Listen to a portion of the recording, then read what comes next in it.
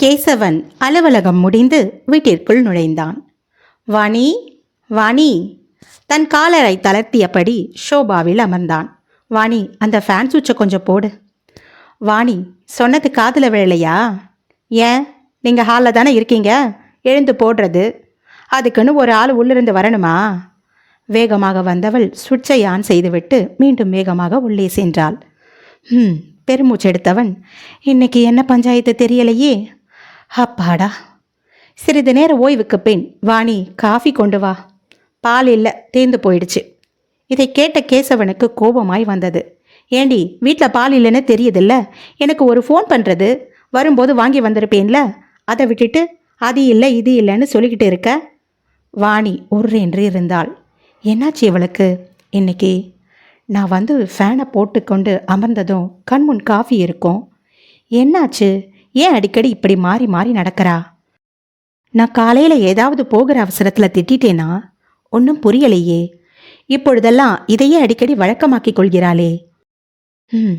அலுவலகத்திலிருந்து வரும் கணவனை உபசரிக்க வேண்டாம், அட்லீஸ்ட் முகத்தில் புன்னகையாவது காட்டக்கூடாதா? வாணி, ஏ வாணி, கேட்கிறேனே பதில் சொல்கிறாளா பாரு. மாட்டாள். அத்தனை பிடிவாதம். அவள் ஏதாவது சொல்லி நான் மறந்து விட்டேனா? கேசவன் ஒன்றும் புரியாமல் முழித்திருக்க வாணி அங்கும் இங்குமாய் நடந்தாள். ஏ வாணி, என்னாச்சு உனக்கு? அவள் பதில் பேசவில்லை. ச்சே, ஏன் இப்படி இருக்கிறாள்? சொன்னால் தானே தெரியும். சந்தோஷம் வந்துவிட்டால் சின்ன குழந்தை மாதிரி குழைவாள். இப்போ என்னாச்சுன்னு தெரியலையே. சரி, தானாக வெளியே வரட்டும் என்று கேசவன் கண்டு கொள்ளவில்லை. வழக்கம் போல கதை புத்தகத்தை எடுத்துக்கொண்டு அவன் அறைக்கு சென்றான். கண்கள் புத்தகத்தில் இருந்தாலும் கவனம் அவள் பக்கமே இருந்தது.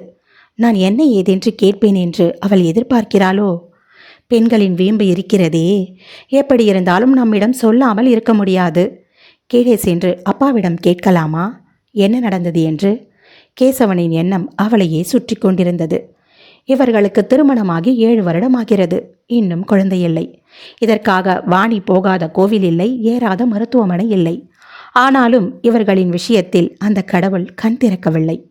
திருமணமான புதிதில் வாணியின் போக்கில் எந்த மாற்றமும் இல்லை. ஆனால் போக போக வாணியின் நடவடிக்கைகள் மாறின. எங்கு போனாலும் சரி, அனைவரின் வாயிலிருந்து வரும் வார்த்தை இன்னும் குழந்தையில்லையா, குழந்தையில்லையா. இந்த கேள்வி வாணியை மிகவும் காயப்படுத்தியது. இவளின் சுபாவம் நாளுக்கு நாள் இப்படியே மாறிப்போய்க் கொண்டிருந்தது. கேசவனுக்கும் சகிப்புத்தன்மை அதிகமாகிவிட்டது. கேசவன் தன் சிறுவயதிலேயே தன் அம்மாவை பறிகொடுத்தவன். ஒரே தங்கை இந்துமதி. இந்துமதியை பிரசவிக்கும் போது தான் இவர்களின் தாய் குணவதி இறந்துவிட்டாள். 2 சிறிய குழந்தைகளை வைத்துக்கொண்டு இவர்களின் தந்தை பரசுராமன் மிகவும் கடினப்பட்டு இவர்களை வளர்த்து ஆளாக்கினார். சிறு வயதிலிருந்தே தாயின் அன்பிற்காக ஏங்கிய கேசவன் முதலில் வாணியை பின் பார்த்தபோது அவனுக்கு மிகவும் பிடித்து போனது. அப்படியே அழகின் சுரூபம், அமைதியான முகம். கண்டிப்பாக இவள் தன் அம்மாவை போன்று இருக்க மாட்டாள் என்று அவனுக்கு தோன்றியது. பரசுராமனின் அக்கா மகள்தான் குணவதி. எந்த நேரமும் தன் தாய் வீட்டிலேயே பொழுதை கழிப்பாள். சரியாக வீட்டையும் குழந்தைகளையும் பராமரிக்க மாட்டாள். கேசவன் தன் பாட்டியின் அரவணைப்பில் தான் வளர்ந்தான். கேசவன் எதிர்பார்த்த தாயின் அந்த அதீத அன்பு கேசவனுக்கு கிட்டாமலே போய்விட்டது. எந்த நேரமும் வீட்டில் சண்டையாக இருக்கும். எதற்கெடுத்தாலும் பரசுராமனிடம் சண்டையிடும் குணவதி அடிக்கடி வீட்டில் எந்த வேலையும் செய்யாமல் அப்படியே போட்டு வைப்பாள். கேசவன் தன் பாட்டியின் வீட்டில்தான் பெரும்பாலும் சாப்பிடுவான். தன் அம்மாவின் அன்பும் அரவணைப்பும் அவனுக்கு அவ்வளவாக கிடைக்கவில்லை. குணவதி 2வது குழந்தையை பெற்றெடுக்கும் போது அவளுக்கு உடல்நிலையில் பாதிப்பு ஏற்பட்டு இறந்துவிடவே கேசவனும் அவனின் தங்கையும் தாத்தா பாட்டியின் வீட்டில் தன் தந்தையின் அரவணைப்பில் தான் வளர்ந்தார்கள். சிறுவயது முதல் தாயின் அன்பிற்காக ஏங்கிய கேசவன் தன் மனைவி தன்னை இன்னொரு தாயைப் போல பாசமுடன் பார்த்து கொள்வாள் என்று வாணியை மடம் முடித்தான். திருமணமான புதிதில் வாணியும் மிகவும் அன்பாகவே நடந்து கொண்டாள். ஆனால் போக போக வாணியின் குணம் முற்றிலுமாக மாறிப்போனது. எதற்கெடுத்தாலும் சண்டை, நம்பகத்தன்மையின்றி அனைவரிடமும் தர்க்கம், பஞ்சாயத்து. கேசவன் வாழ்க்கை வெறுத்து போனான். அவன் தன் மனைவியிடம் எதை பேசினாலும் அவள் கோவித்துக் கொள்வாளோ என்று பயந்து பயந்து பேசும் நிலை அவனுக்கு உருவானது. அவனுடைய தந்தையிடமும் சரியாக பேச முடியாமல் கேசவன் தவித்து வந்தான். நீண்ட பெருமூச்செடுத்த கேசவன் மனம் அமைதி கொள்ளாமல் மீண்டும் ஹாலுக்கு வந்தான். வாணி முகத்தை சுளித்தபடி ஷோபாவில் அமர்ந்திருந்தாள். எப்படியும் இரவு வந்ததும் அத்தனையும் என்னிடம் கொட்டி தீர்க்கத்தான் போகிறாள். அதை இப்பொழுதே சொன்னால்தான் என்னவாம்? பெண்களுக்கு இது வழக்கமாகி போனது. முகத்தை தூக்கி வைத்துக்கொண்டு தெரிவது அவர்களை கண்டு கொள்ளவில்லை. உடனே கண்ணில் இருக்கும் காவேரி வழிந்தோடும். அவர்கள் வாயிலிருந்து முழு விஷயத்தையும் நாம் வர வைக்க பல்ட்டி அடிக்க வேண்டும். வர வர இது எனக்கு சுத்தமாக பிடிப்பதில்லை. நான் மட்டும் இல்லை, நிறைய ஆண்களின் மனநிலையும் இதுதான். இதை பார்த்து பார்த்து புளித்து போயிற்று. வேண்டாததற்கெல்லாம் கோபம், சந்தேகம், என்மேல் உங்களுக்கு அன்பே இல்லை என புலம்பல். வர வர வீட்டிற்குள் நுழையவே பிடிப்பதில்லை. எனக்கு பற்றி கொண்டு வருகிறது.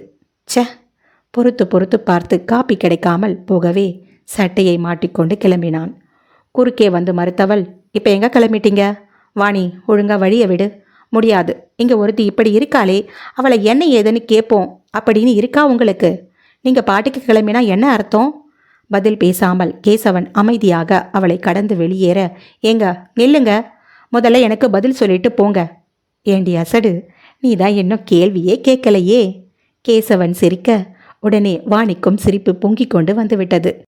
வாணி இப்படித்தான் எவ்வளவு கோவக்காரியாக இருந்தாலும் தன் கணவன் முன்பு மட்டும் குழந்தையாகவே மாறிவிடுவாள். போங்க, இப்படி சிரிச்சு சிரிச்சு என்னை ஏமாத்திடுங்க. ஆனால் இன்னைக்கு நான் ஏமாற மாட்டேன். எனக்கு உண்மை தெரிந்தாக வேண்டும். என்னடி உண்மை தெரிஞ்சுக்கணும்?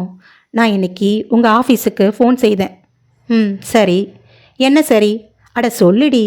யாரோ ஒரு பொம்பளை பேசுச்சு. அப்படியா? சரி, இப்போ அதுக்கு என்ன? என்ன அதுக்கு என்னவா? என்னங்க இப்படி சொல்கிறீங்க? உங்கள் நம்பருக்கு ஃபோன் பண்ணால் அந்த பொம்பளை எப்படி எடுத்துச்சு? அதுவா? அடி அசடு, நான் ஆஃபீஸ் கேன்டீன் போயிருந்தேன். என் மொபைலில் சார்ஜ் இல்லை, அதனால் என் ரூமில் சார்ஜ் போட்டிருந்தேன். இது ஒரு குத்தமாடி? இதுக்கா இத்தனை கேள்வி? அவளை அருகில் இறுக்கி அணைத்தவனை, விடுங்க, முதல்ல இதுக்கு பதில் சொல்லுங்க. ஆமாம், உங்கள் ரூமில் அந்த பொம்பளைக்கு என்ன வேலை? ஏண்டி, நீ புரிஞ்சுதான் பேசுறியா இல்லை புரியாமல் பேசுறியா? அந்த பொண்ணு எங்கள் ஆஃபீஸில் வேலை செய்கிறவடி. ஃபோன் அடிச்சிருக்கோம். ரூமில் ஆள் யாரும் இல்லாததுனால அவள் எடுத்திருப்பா. அதுவும் நீ ஒரே ரிங்கில் வைக்கிற ஆள் பாரு, எடுக்கலைன்னு திரும்ப திரும்ப அடிச்சிருப்ப. வாணி முகத்தை சுருக்கி கொண்டாள். வாணி, வர வர உனக்கு எதுக்கெல்லாம் சண்டை போடணும்னு விவஸ்தை இல்லாமல் போயிடுச்சு. வாணி அமைதியாக இருக்க அவள் கண்கள் மட்டும் கண்ணீர் பொங்கியது. கேசவனுக்கு என்ன செய்வது, அவளை என்ன சொல்லி சமாதானம் செய்வது என்றே புரியவில்லை. இங்கே பாருங்க, நீங்கள் முன்ன மாதிரி இல்லை. என்கிட்ட இப்பெல்லாம் அன்பாக இருக்கிறது இல்லை. அதனால் எனக்கு பயமாக இருக்குது. கேசவன் அவளை அருகில் அணைத்து, வாணி இங்கே பாருமா, இங்கே பாரு, முன்ன மாதிரி இல்லை, காலம் ரொம்ப மாறிடுச்சு. இப்போ எல்லாம் ஆணும் பொண்ணும் நல்ல நட்பில் உறவு முறையில் தான் இருக்கிறாங்க. ஒரு ஆஃபீஸில் ஆண் பெண் நல்ல நண்பர்களாகத்தான் பழகுகிறார்கள். இங்கே பாரு, இதுக்கெல்லாம் நீ வீணா மனசை போட்டு குழப்பிக்காத. அவளை அணைத்து சமாதானம் செய்துவிட்டு, சரி, எனக்கு காஃபி கிடைக்குமா இல்லை நான் வெளியே போய் குடிக்கட்டுமா? வாணி சிரித்து கொண்டே, இருங்க வர என்று உள்ளே சென்று ஃபில்டரில் இருந்த காஃபியை ஊற்றி எடுத்து வந்தாள். அதை வாங்கி பருகியவன், அடடா, இன்னைக்கு காஃபி ரொம்ப பிரமாதமாக இருக்கே. இருக்கும் இருக்கும், எப்போவும் போடுற அதே காப்பி தான், அதே ஆளு தான். ஆனால் என்ன, நீங்கள் அதை எதிர்பார்த்து பார்த்து ஏங்கிய பிறகு உங்கள் கையில் கிடைச்சதால அது உங்களுக்கு மிகவும் சுவையாக தெரியுது. இதுவே உங்களுக்கு உடனே கிடைச்சி விட்டா அதை மதிப்பு எங்கே தெரிய போகிறது? உள்ளே அடிப்படையில் வேலை செய்து கொண்டிருந்தவளை ஒரு பார்வை பார்த்தான். உண்மைதான், வர வர நீ கூட பேச கற்றுக்கிட்ட வாணி. இல்லைன்னா உங்களை சமாளிக்க முடியுமா? இருவருக்கும் சிரிப்பு பலத்தது. அன்று காலை இந்துமதி தன் தந்தையை காண வீட்டிற்கு வந்திருந்தாள். அப்பா, அப்பா, வாமா இந்து, வாடா. அப்பா, எப்படிப்பா இருக்கீங்க? எனக்கு என்னடா, நல்லா இருக்கேன்டா. நீ எப்படி இருக்க? நல்லா இருக்கேன்ப்பா. ஆமாம், நீ மட்டுமா வந்திருக்க? மாப்பிள்ளை வரல? அவரும் வரேன்னு தான் சொன்னார். நான் மட்டும் போயிட்டு வரேன்னு சொல்லிட்டு வந்தேன். ஏண்டா, அவரையும் கூட்டிகிட்டு வர வேண்டியது தானே? இல்லைப்பா, உங்களை பார்த்துட்டு அப்படியே மேலே அண்ணியும் பார்க்கலாமன்னு இருக்கேன். அப்புறம் அண்ணி ஏதாவது சொல்லும், அதுக்கு தான். பரசுராமன் விரக்தியில் சிரித்தார். சரி விடுடா, இந்தா தண்ணியை குடி. ஆளில் வைக்கப்பட்டிருந்த மண்பானையிலிருந்து தண்ணீரை கொண்டு வந்து மகளுக்கு அளித்தார். அதை வாங்கி குடித்தவள், அப்பா, நல்லா ஜில்லுன்னு மனமாக இருக்குப்பா. நீங்கள் ஃப்ரிட்ஜில் வைத்து தண்ணீர் குடிக்கிறீங்க, அது எங்கே ஆரோக்கியமாக இருக்க போகுது? நமக்கு எப்பவும் இந்த பானை தண்ணி தான். சிறிது நேரம் அமைதியாக இருந்த இந்துமதி, அப்பா, நீங்களே சமைச்சு நீங்களே சாப்பிட்றது உங்களுக்கு கஷ்டமா இல்லையா? எனக்கு என்னம்மா கஷ்டம் இருக்கு? ஏன் ஒரு ஆளுக்கு நான் பார்த்துக்க மாட்டேனா? எங்கள் கூட வந்து இருங்கன்னு சொன்னாலும் கேட்க மாட்டேங்கிறீங்க. ம். லேசான புன்னகையில் பரசுராமன், அது நல்லா இருக்காதுமா. அப்பா, உங்களை இப்படி பார்க்க எனக்கு கஷ்டமா இருக்குப்பா. எதுக்குமா? எதுக்கு கஷ்டப்படணும்? இங்க பாரு, நான் என்ன காட்டிலையா இருக்கேன்? நம்ம வீட்டில் தானே இருக்கேன். என் பிள்ளையோட அரவணைப்பில் தானே இருக்கேன். அப்புறம் என்னம்மா கவலை? இதோ இங்கே இருக்கிற கனகா மெஸ்ஸில் டிஃபன் சாப்பிட்றேன். மத்தியானம் மட்டும்தான் நான் கொஞ்சமாக சமைக்கிறேன். ஒரு நாள் வைக்கிற குழம்பு அடுத்த நாளுக்கும் ஆகுது. சில சமயத்தில் வாணியும் கொண்டு வந்து சாப்பாடு கொடுத்துட்டு போகும். எனக்கு என்னம்மா இருக்கு? இந்துமதியின் கண்களில் நீர் பொங்கியது. நீ இங்கே வரும்போதெல்லாம் இப்படித்தான் செய்கிற. ஒவ்வொரு முறையும் நான் உனக்கு எடுத்து சொல்ல வேண்டியிருக்கு. இங்கே பாருங்கப்பா, நீங்கள் 1000 சொன்னாலும் என் மனசு என்னவோ உங்களை இப்படி பார்க்க கஷ்டமாக இருக்குப்பா. நான் நல்லா சந்தோஷமாக தான் இருக்கேன். நீ எந்த கவலையும் படாத என்று சிரித்தவர், நீயாவது பரவாயில்லை. உனக்கு மேலே நம்ம கேசவன் என்னை பார்க்குறப்பையெல்லாம் கண்ணில் நீர் வச்சுக்கிறான். ஏன் தான் நீங்கள் 2 பேரும் எப்படி இருக்கீங்களோ? இருவரும் கலகலவென சிரித்தனர். அப்பா, பேசிக்கிட்டே இருந்ததில் நான் சொல்ல வந்த விஷயத்தையே மறந்துட்டேன். என்னம்மா விஷயம்? அது என்னம்மா, ஏதாவது பிரச்சனையா? சேச்ச, பிரச்சனையெல்லாம் இல்லைப்பா, சந்தோஷமான விஷயந்தான். பரசுராமன் புரியாமல் அவளை பார்க்க, அப்பா, என்னம்மா, என்ன விஷயம் சொல்லுமா? அது நீங்கள் தாத்தாவாக போறீங்கப்பா. இதை சற்றும் எதிர்பார்க்காத பரசுராமரோ, என்னம்மா சொல்கிற? ஆமாப்பா, நேற்று தான் டாக்டர் கன்ஃபார்ம் பண்ணாங்க. ரொம்ப சந்தோஷம்டா. மகளை வாரி அணைத்து கொண்டார் பரசுராமன். உள்ளே சென்று சர்க்கரை டப்பாவை திறந்து ஒரு பொடி சர்க்கரை அள்ளி வந்து மகளின் வாயில் போட்டு தித்திப்பான செய்தி சொல்லியிருக்க, ரொம்ப சந்தோஷம்டா. மகிழ்ச்சியுடன் சிறிது நேரம் பேசிக்கொண்டிருந்தவள், அப்பா, இதை அன்னிக்கிட்ட எப்படி சொல்கிறதுன்னு தெரியல. பரசுராமனின் முகமும் மாறிப்போனது. அப்பா, ஏற்கனவே அவங்களுக்கு என்னை கண்டாலே பிடிக்காது. நான் இப்போ இந்த விஷயத்தை அவங்க கிட்ட சொன்னால் அவங்க என்ன நினைப்பாங்களோ தெரியலப்பா. விடுமா, பேசாமல் நீ கேசவன் கிட்ட மட்டும் சொல்லிடு. அப்பா, அண்ணன் கிட்ட மட்டும் சொல்லிட்டு அன்னிக்கிட்ட சொல்லலைன்னா அது தப்பு. இல்லைனா மட்டும் வாணி உன்னை தப்பாவே நினைக்க மாட்டா பாரு. லேசாக சிரித்த இந்துமதி, அப்பா, அவங்க 1000 பண்ணாலும் அவங்க நல்லவங்கப்பா. உண்மைதாம்மா, நல்ல பொண்ணு தான். அது ஒன்றுக்குத்தான் பொறுத்து போக வேண்டியிருக்கு. அதனால தான் அண்ணன் வீட்டில் இல்லாதப்ப வந்தேன். ஏன்னா அண்ணி ஏதாவது சொல்லுச்சுன்னா அண்ணன் இருந்தால் சும்மா இருக்காது. தேவையில்லாமல் என்னால் அவங்க 2 பேருக்குள்ளே சண்டை வரும். அதனால தான்ப்பா இந்த நேரத்தில் வந்தேன். சரிம்மா, நீ மேலே போய் சொல்லிட்டு வா. இந்துமதி மேலே சென்றாள். அண்ணி, அண்ணி. படுக்கை அறையில் படுத்திருந்த வாணி மெதுவாக எழுந்து வெளியே வந்தாள். இந்துவை பார்த்தவள் அதிர்ந்தாள். இவ எதுக்கு இப்போ இங்கே வந்தா? யார் இவளை வெத்தலை பார்க்க வச்சு அடைச்சாங்களாம்? வா இந்துமதி. எப்படி இருக்கீங்க அண்ணி? நல்லா இருக்கேன். நீ எப்படி இருக்க? நேராக வந்து அருகில் நின்றவளை உட்காரி என்று கூட சொல்லாமல் வாணி அமைதியாக இருக்க, அண்ணி, உங்களை பார்த்து உங்ககிட்ட ஒரு விஷயம் சொல்லிட்டு போலாம்னு வந்தேன். என்ன விஷயம்? அது அண்ணி. வாணி சலிப்பாய் இந்துவை பார்த்திருக்க, நேற்று தான் டாக்டர் கிட்ட போயிட்டு வந்தேன். சற்று அமைதியாக இருந்த இந்துவை பார்த்து வாணி, ஏன், என்னாச்சு? அண்ணி, நாள் தள்ளி போயிருக்கு. நேற்று தான் டாக்டர் கன்ஃபார்ம் பண்ணாங்க. இந்த வார்த்தை வாணிக்கு சுருக்கின்றது. அவளின் முகம் மாறிப்போனது. அதான் அப்பா கிட்ட சொல்லிட்டு அப்படியே உங்களையும் பார்த்து சொல்லிட்டு போலாம்னு வந்தேன். வாணி பதில் பேசாமல் முகத்தை சுருக்கி கொண்டாள். கீழே தன் தந்தையின் காலில் விழுந்த இந்துவிற்கு ஏனோ தன் அண்ணியின் கால்களிலும் விழத் தோன்றியது. அண்ணி, என்ன ஆசிர்வாதம் பண்ணுங்க. ஐயையோ, பதறியவள், எதுக்குமா ஏன் காலில் விழற? நான் எல்லாம் தீண்டத்தகாதவமா? அண்ணி, ஏன் அண்ணி இப்படி சொல்கிறீங்க? பின்ன என்னம்மா, நீ நல்ல செய்தி சொல்ல வந்திருக்க. இந்த பாவப்பட்டவ காலில் விழுந்து நீ ஏன் உன் கையை கரையாக்கிக்கிற? அண்ணி, எதுக்கு அண்ணி இப்படி பேசுகிறீங்க? உனக்கு கல்யாணமாகி முழுசா 6 மாதம் கூட ஆகலை. அதுக்குள்ளே நீ நல்ல செய்தி சொல்ல வந்திருக்க.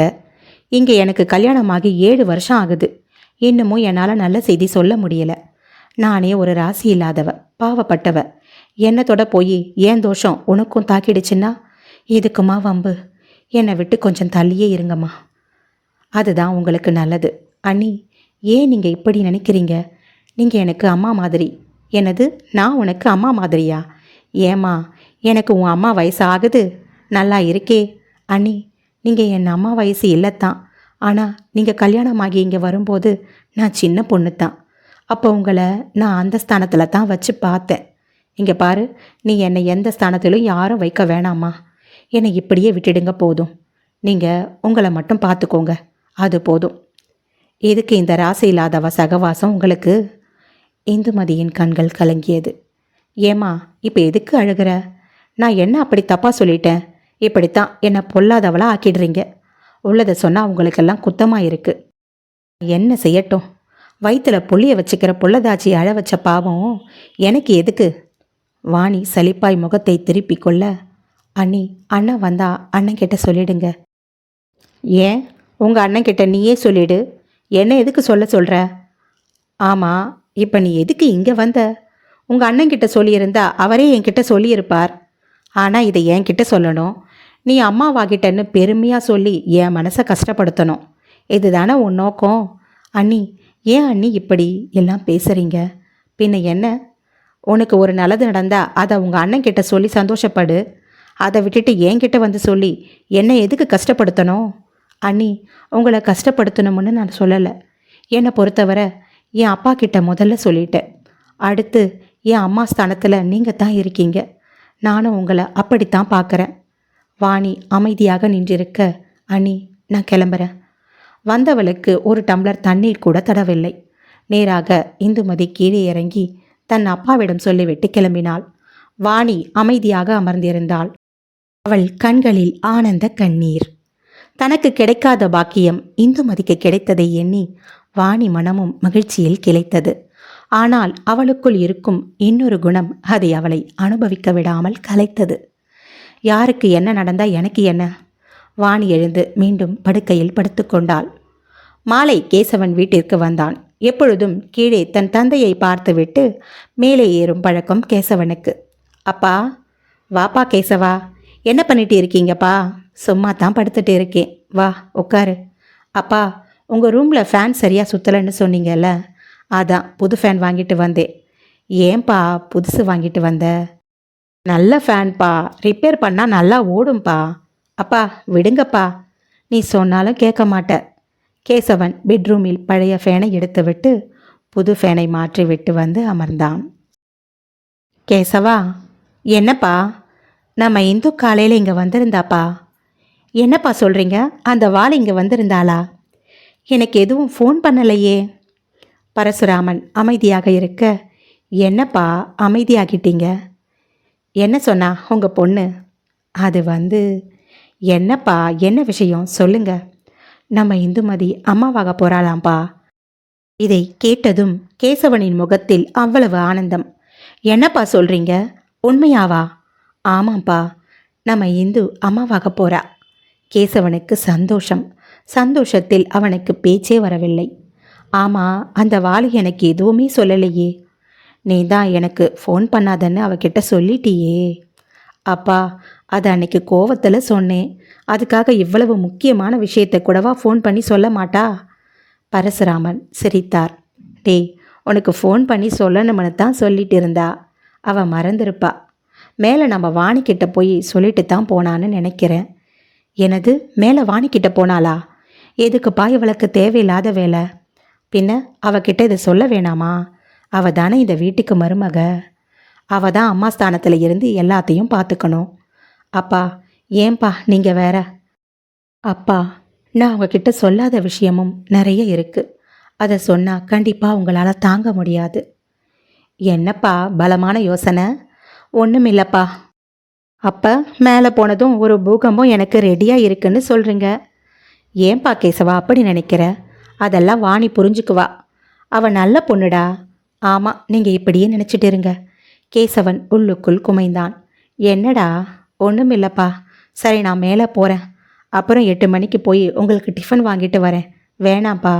ஏன்பா? மத்தியானம் வாணி கொடுத்த குழம்பு இருக்குது, நான் தோசை ஊற்றிக்கிறேன். நீ போய் முதல்ல கொஞ்சம் ஓய்வு எடுத்துக்கப்பா. என்னப்பா சொல்கிறீங்க? வாணியா சாப்பாடு கொடுத்தா? ஆமாடா, பல தடவை மத்தியானத்தில் அவள் தான் சாப்பாடு கொண்டு வந்து தருவா. வேணாம்னு சொன்னாலும் கேட்க மாட்டா. கேசவன் சிறிது நேர மௌனத்திற்கு பிறகு, அப்பா, அவ உங்களை ஏதாவது சொல்றாளா? ஏன்பா அப்படி கேட்குற? சும்மாதான்ப்பா. அப்படியெல்லாம் எதுவும் இல்லைப்பா. அப்புறம் எதுக்குப்பா தங்கச்சி கல்யாணத்துக்கு அப்புறம் நீங்கள் கீழே வந்துட்டீங்க? ஏன் உங்களை நீங்கள் இப்படி தனிமைப்படுத்திக்கிட்டீங்க? பரசுராமன் விரக்தியில் சிரித்தார். ஒரு வயசுக்கு அப்புறம் இந்த தனிமை தான் நிம்மதியாக தெரியுது கேசவா. ஏன்பா அப்படி சொல்கிறீங்க? அது உனக்கு சொன்னால் புரியாதுப்பா. அங்கே மேலே உங்கள் கூட இருந்து தினம் தினம் நீங்கள் போடுற சண்டையை என்னால் காது கொடுத்து கேட்க முடியல. கேசவா, என் மருமக என்னவோ நல்லவத்தான். ஆனால் கோவம் வந்துட்டா அவள் என்ன பண்ணுறா என்ன பேசுகிறான்னு அவளுக்கே தெரிய மாட்டேங்குது. சில சமயம் அவள் உன்னை பேசுகிறதெல்லாம் என்னால் காது கொடுத்து கேட்க முடியலப்பா. இது எல்லா கணவன் மனைவிக்குள்ள சகஜம்தான். இருந்தாலும் இதை பார்த்துக்கிட்டு என்னால் அங்கே இருக்க முடியலை. சின்னஞ்சிறுசுங்க, நீங்கள் எப்படி வேணாலும் இருந்துக்கோங்க. உங்கள் பிரச்சனை எதுவும் ஏன் காதுக்கு எட்டக்கூடாது. அதனால தான் நான் இப்படி கீழே வந்துட்டேன். சரிப்பா, நீங்கள் கீழே வந்துட்டீங்க. சரி, சாப்பாடு கூட நீங்களே பார்த்துக்கிறீங்க. அதுதான். இங்கே பாரு கேசவா, இப்போ அதனால் என்ன பிரச்சனை? காலையில் நைட்டு நீ தானே டிஃபன் வாங்கிட்டு வந்து தர. மத்தியானம் ஒரு வேளை தான் நான் சாப்பாடு செஞ்சுக்கிறேன்.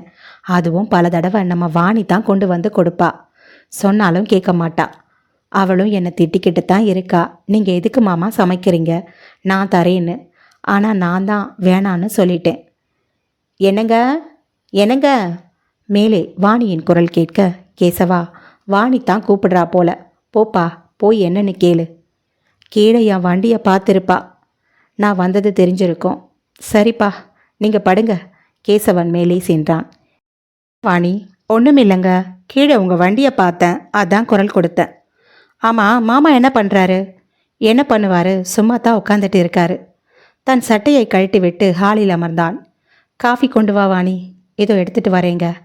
காஃபியை கொண்டு வந்து கேசவனிடம் கொடுத்தாள். கேசவன் எதுவும் கேட்காமல் அமைதியாக காஃபியை குடித்து கொண்டிருக்க, காலையில் உங்கள் தங்கச்சி இங்கே வந்துட்டு போச்சு. யாரு? இந்துவா? பின்ன உங்களுக்கு எத்தனை தங்கச்சி இருக்காங்க?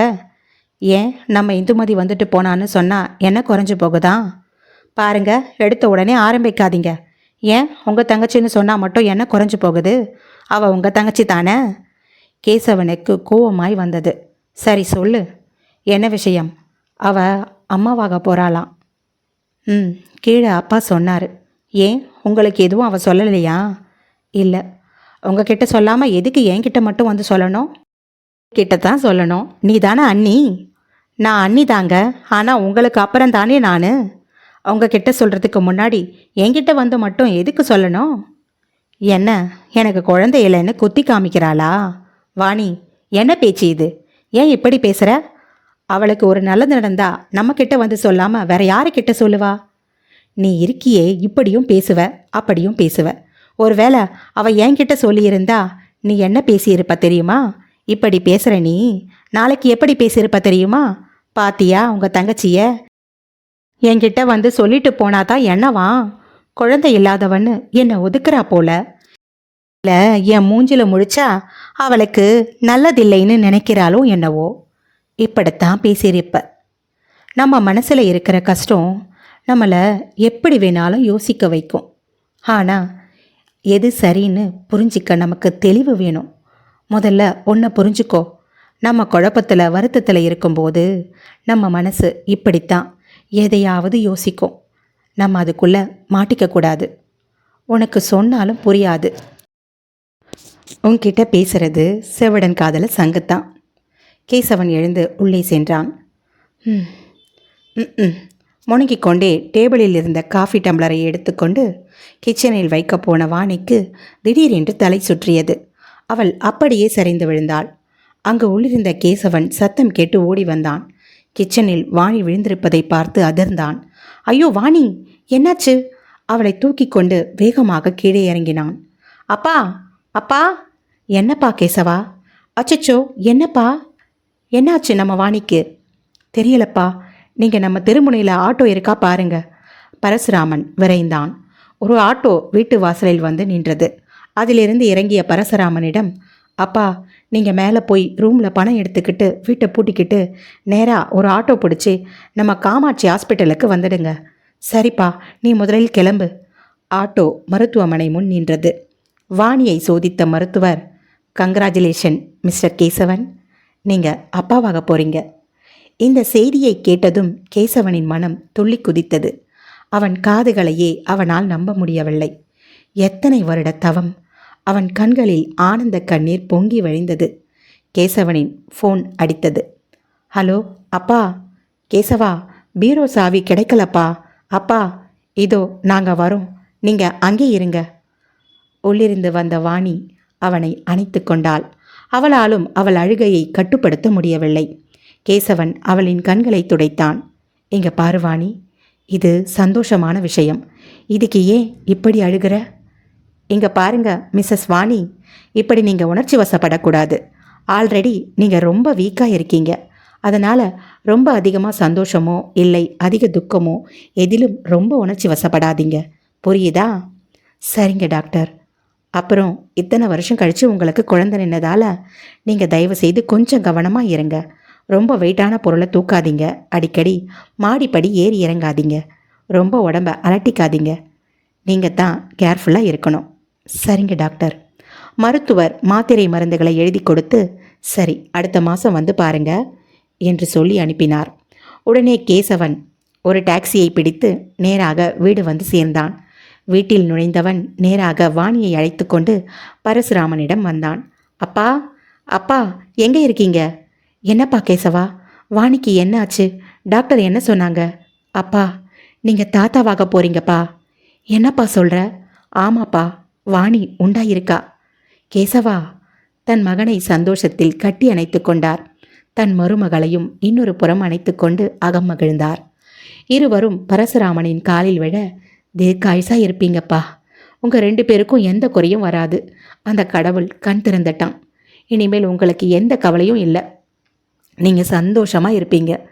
பரசுராமன் கண்களில் கண்ணீர் பொங்க அவர்களை வாழ்த்திய போது வாணிக்கும் தன்னை அறியாமல் கண்களில் நீர் பொங்கியது.